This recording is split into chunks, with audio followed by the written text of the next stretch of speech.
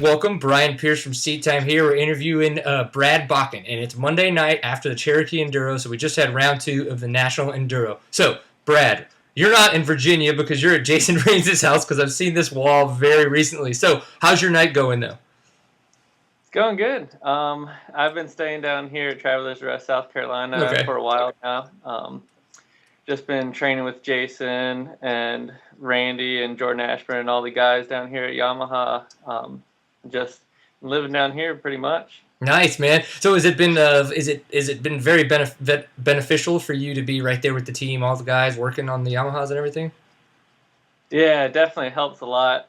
Just because they have so much knowledge on all these bikes, and Jason's been riding a 252 stroke for I don't even know how many years. So years. So it's huge. It's a huge advantage. And down at their farm where we ride and train, it's just pretty much anything you could ask for riding a dirt bike. Right. Well, that's cool. And I was going to ask a little bit about the Enduro, but I think we just lost a little bit of video. Are you there? All right, a little bit of technical difficulties, but that's okay. That's the way it works with the internet these days. We've got to figure things out. It's all good. So I was going to say we might transition to the Cherokee National Enduro, but because of the fact that we were just hitting all those points, how has your transition been onto the Yamaha with the new team, things like that? It's been good. I hurt myself back in June last year, and I sat out for 6 months with a wrist injury, so it kind of made it easier because I just jumped right onto a Yamaha without riding for 6 months. Right. So it wasn't like a back-to-back switch.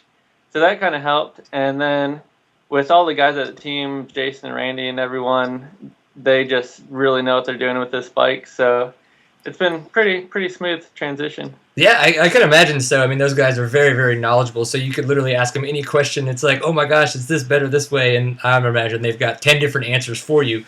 Oh, yeah.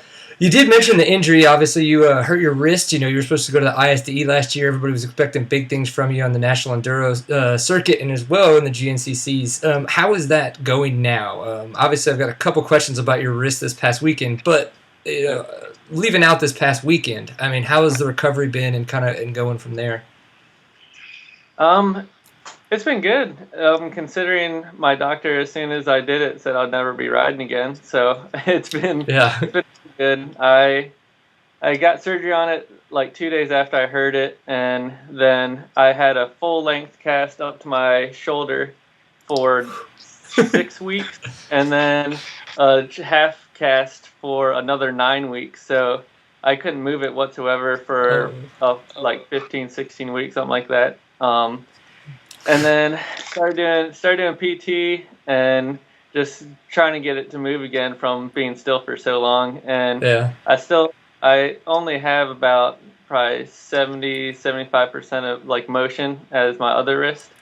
But to ride, you don't need it at all, so it's worked out all right. Well, are you wearing one of the? I noticed that Russell Bob has been wearing one of those new wrist braces. Are you wearing one of those fangle dangle wrist braces I've seen floating around? Yeah, like yeah. the OS2 or something. Yeah, it's a All Sport Dynamics wrist brace. The same one that Russ and Barsha and all those guys are running. Yeah, those guys that are cooler than me, unfortunately. But okay, now a little bit about the race this past weekend. We know, I mean, if you look at the results, you obviously had some issues and stuff like that. But tell us about the actual course, about the track. You know, for those of us that weren't there, we could see the pictures. It was muddy. You know, but how hard was it? It was just on a difficulty level. Yeah, it was extremely hard. Just because Georgia's known for a tight track, and it's all red clay and kind of pine needles everywhere, and then just throw an inch of rain on top of all of that. It was just like an ice rink out there. And what were the temperatures? We had to weave in and out of trees, and it was just a really, really tough race. Tough race for me. Is my first like mud race since my injury, and it just wore me. But it's all good. Move on to the next one. Yeah, no, for sure. And then so obviously the next Enduro is going to be March 4th. I think the weekend before the first GNCC start back up. Is that the next race that you're going to compete in, or do you have something else on the schedule before then? I'm heading down to Florida with Jason tomorrow. Okay. and he's doing some schools and stuff down there. And then we're going to run the FTR hare scramble this coming weekend. Predictions on that? Do you think that's going to be nice and sandy, like getting ready for GNCCs? Yeah, it should be pretty close. Probably the closest I can get to the GNCC. So it'll be really good help. Nice. Well, I'm looking forward to it.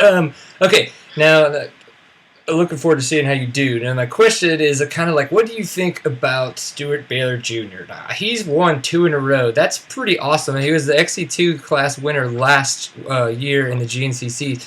He's coming on with some pretty crazy speed right now. Do you think that this is consistent throughout the year, that we should expect this, or do you personal opinion that it's kind of beginner's luck in the whole enduro circuit?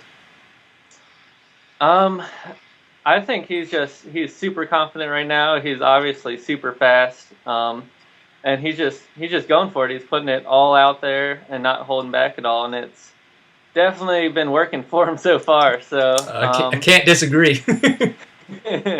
Yeah, so I'm excited to be racing with him in the GNCCs and being able to actually ride with them, because we start on the same line, and just kind of get some speed from him, and hopefully I'll be right up front and beat him sometimes. Nice. Well, for those of you who don't know what Brad's talking about, National Enduros, they start on their own minute row, which Brad is on 30, and then Stuart Baylor, for the GNCCs, they start on the same row, so they're actually racing more head-to-head versus the clock.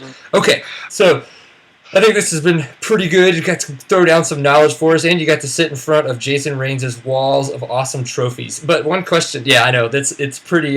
This is pretty bare. Raines is trying to fill it up for me with some of his extra trophies back from when he was a peewee. But how old are you nowadays?